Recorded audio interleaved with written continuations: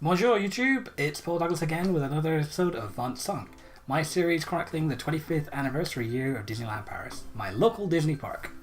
This time the focus is on one of the highlights of the celebration, Star Tours L'Aventure Continue.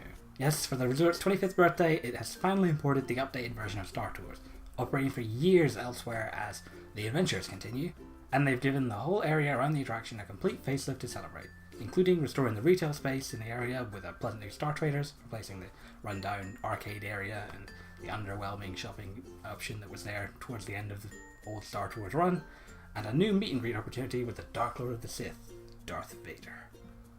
I originally booked my Season of the Force trip, which you can hear more about in my previous video about Season of the Force, to coincide with what was then being listed as the opening date for Star Tours, hoping to wrap up both of the events in one big Star Wars trip. Then, a while after it was all booked, they knocked Star Tours back a week to officially open with the beginning of the 25th anniversary season. Disaster, right? Not quite. I'd already also booked a trip to be in attendance for that, the 25th anniversary opening too, so I'll have a video about that soon, don't worry.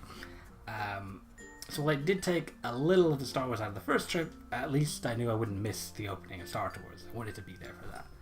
And I bet there are others that weren't as lucky though, so I really hope Euro Disney or the Walt Disney Company, if this proposed buyout goes ahead, they can get better about not announcing opening dates prior to their confirmation, or at least not put out closure schedules that suggest that attractions will be open when really it's not going to be. But that being said, I wound up on Star Tours on my Season of the Force trip anyway. Twice. I was lucky enough to catch wind on the Saturday via my Twitter sources that the attraction had soft opened while I was waiting in line for the Cars ride at Walt Disney Studios, of all things. So as soon as I was off that, I booked it over to the other park, and lo and behold, the gates were open, and in I went. I can't tell you how lucky I feel about this. I've never done a soft opening before, let alone one for a ride that I was so excited about. So walking through the queues on the fresh carpet, peeking down into the not yet open retail space, all of it was a real thrill. Especially, of course, the ride itself, which was both smooth in motion and really intense when it was like when the scenes were getting a lot of action going, or you can vertical down or whatever.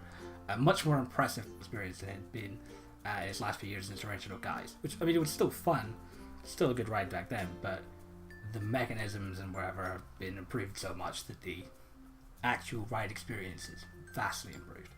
I got around again on the Monday before leaving from that trip, and I could have rode it on the Sunday too, in truth, but having switched parks in the evening on Saturday and with Sunday my last chance to see a Galactic Celebration, I resolved to stay put in studios, wagering there'd be more chances to ride Star Tours, because obviously that one was just opening, whereas Galactic Celebration, that was it. And obviously, as I rode on Monday, that was true.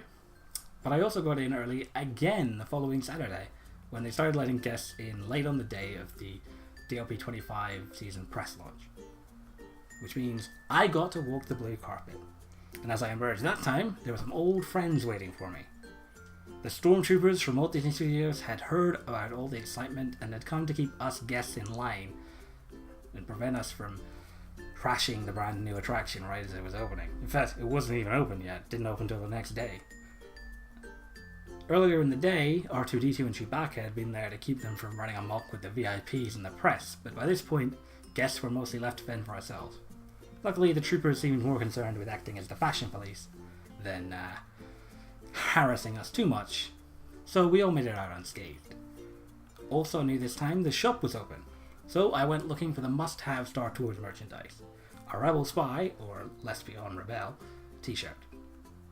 Alas, no such product is currently available in Paris, but I will keep looking.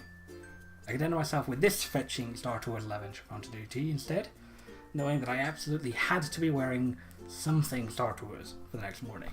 The official opening of a ride I'd already been on 3 times, not counting the times I rode the English language version equivalents in America. But I mean, having done those sneak peeks, it seemed rude not to be there for the real thing, right? The real opening.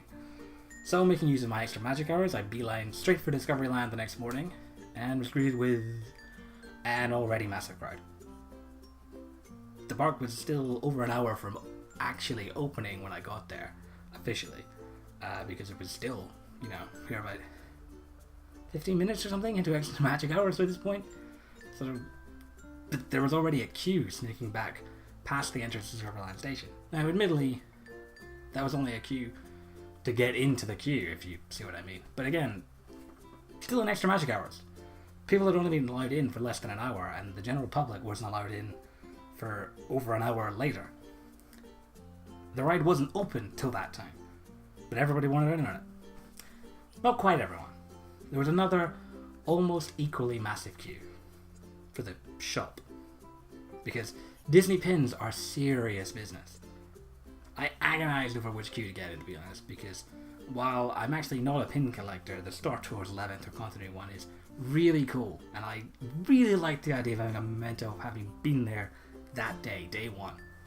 But ultimately my desire to be in that first official wave won out, so I stuck in the ride queue and joined the crowd who were experiencing it for the first time, filming the whole queue run for posterity. You've been seeing bits of that while I've been talking. Not for the first time, the ride ended with a spontaneous round of applause and copious cheering. People love this ride. I do too.